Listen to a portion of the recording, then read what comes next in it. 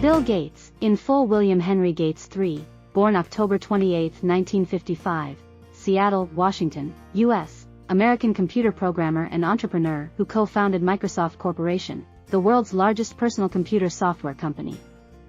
Gates wrote his first software program at the age of 13.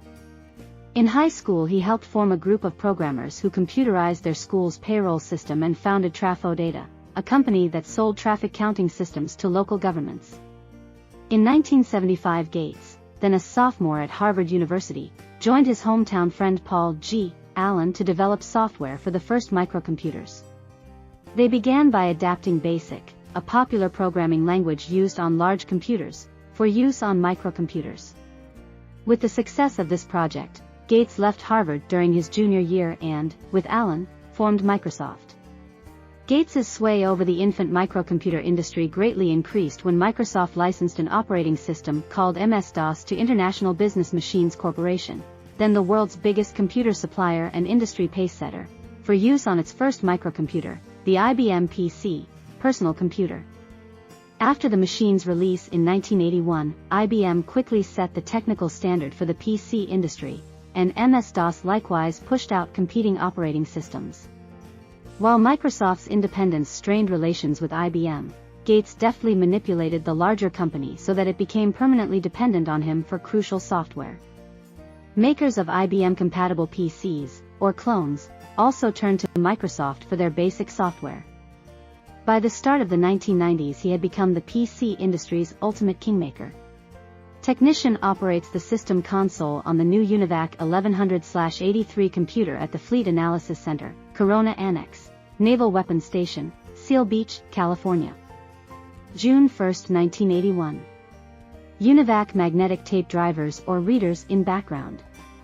Universal Automatic Computer Britannica quiz. A brief history of the computer told from the 1990s, a quiz largely on the strength of Microsoft's success. Gates amassed a huge paper fortune as the company's largest individual shareholder.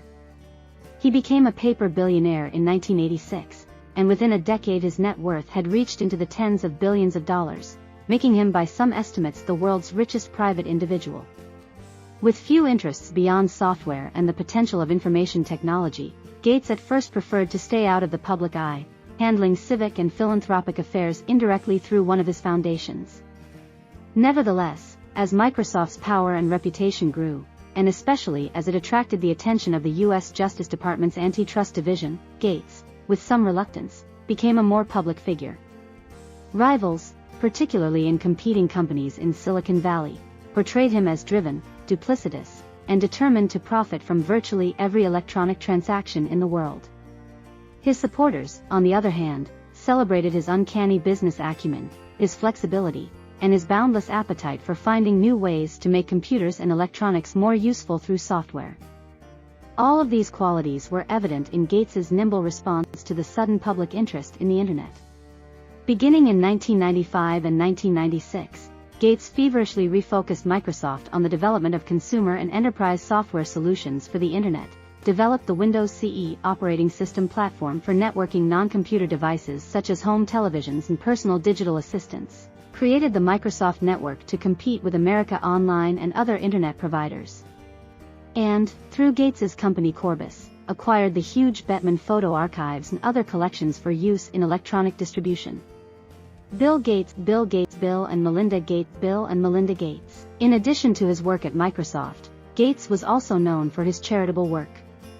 With his then wife, Melinda, he launched the William H. Gates Foundation, renamed the Bill and Melinda Gates Foundation in 1999, in 1994 to fund global health programs as well as projects in the Pacific Northwest.